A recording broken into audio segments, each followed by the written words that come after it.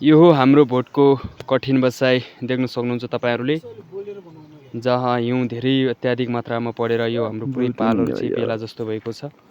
यो चाहिँ solar panel हो, यसको माथि हिउँ पुरै खातिएको छ हेर्न सक्नुहुन्छ। यता हाम्रो दाउराहरु थियो, चुलोहरु थियो, सबै हिउँले छोपेर च्यापिएको छ।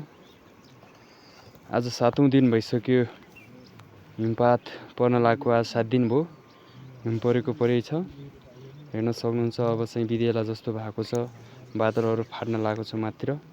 चिसो नि अत्याधिक बढेको छ, बाहिर निस्कनै गाह्रो छ। 7 दिन भइसक्यो, च्याउ खोज्न नि जान दिएको छैन हिउँ परेर। हेर्न सक्नुहुन्छ यता सबै दृश्य देखाएँ तपाईलाई मैले।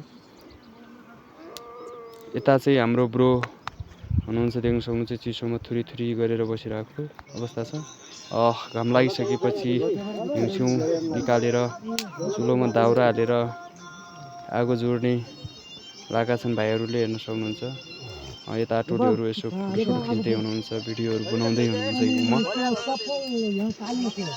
यता चाहिँ हाम्रो ज्येष्ठ नागरिक टिमहरू गफगाफमा बिजी हुनुहुन्छ, गफ गर्दै हुनुहुन्छ, हेर्न सक्नुहुन्छ।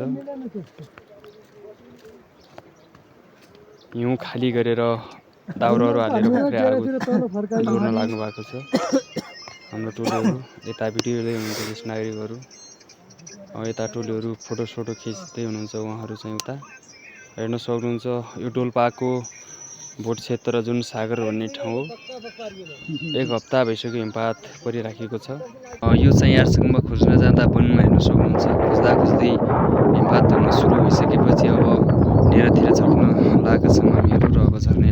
यदि तपाईलाई हाम्रो बसाइ मन पर्यो भने लाइक, शेयर र सब्स्क्राइब गर्न नभुल्नुहोला। अर्को नयाँ भिडियोसँग फेरि